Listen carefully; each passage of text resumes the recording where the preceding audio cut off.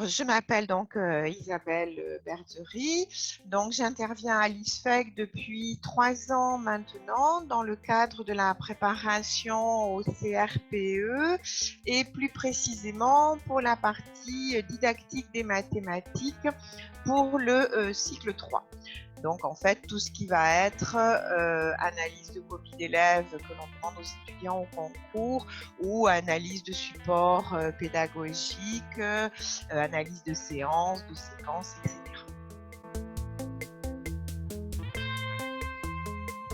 Moi, j'avais encore 2 interventions de prévues. D'une part, j'avais prévu avec les étudiants sur la première intervention de faire le cours en classe virtuelle sur le dernier chapitre qui était espace et géométrie. Donc, en fait, j'ai proposé le support de cours sur la plateforme It's Learning de façon à ce que les étudiants puissent en prendre connaissance. Et à partir de là, j'avais préparé des schémas un petit peu sous forme de carte mentale de façon à ce que lorsque nous nous sommes retrouvés en classe virtuelle pour faire la partie théorique, je leur ai proposé ces schémas et ça a été du coup la base de ce cours qui a repris en fait le contenu qu'ils avaient sur It's Learning et qui a permis aussi de mettre en avant certaines questions ou difficultés qu'ils avaient pu rencontrer. Je leur avais également proposé une petite fiche d'activité d'exercice. Je leur avais demandé d'en prendre connaissance au préalable de façon à ce qu'on ne perde pas de temps après quand on était en classe virtuelle et qu'on puisse aller directement à leurs questions et à une correction un petit peu type concours. Et ensuite, donc, j'avais une autre intervention de 2 heures cette fois-ci prévue.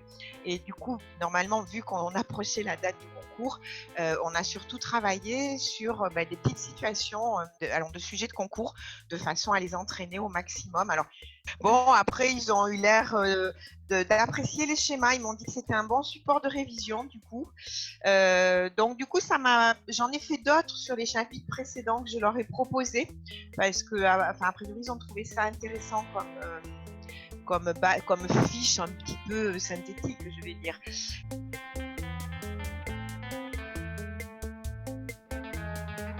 La première intervention, je les ai sentis un peu désemparés. Et la deuxième fois, donc sur vraiment des sujets concours, je les ai trouvés motivés, investis, impliqués. Et bon, voilà, je pense, alors je ne sais pas si on peut dire résignés, mais en tout cas, ils avaient intégré l'idée qu'il allait falloir attendre et être patient.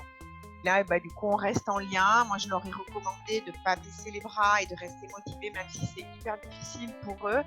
Et ce que je leur ai proposé, c'est tous les jours un petit exercice. Donc, voilà, je leur ai dit pas beaucoup, mais tous les jours pour vraiment garder le rythme, rester motivés, continuer à travailler les notions, etc. Et bien évidemment, ils m'envoient leurs demandes via la plateforme sur d'éventuelles difficultés, questions d'approfondissement, etc.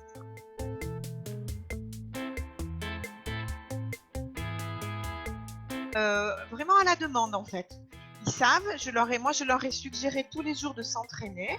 Je suis pas là, mais par contre je suis là s'ils ont des demandes. Donc s'ils tombent sur un exercice qui leur résiste ou sur lesquels ils ont un petit peu de mal, qu'ils veulent une correction plus précise ou ils veulent des informations plus précises, ils m'envoient un mail et je leur réponds.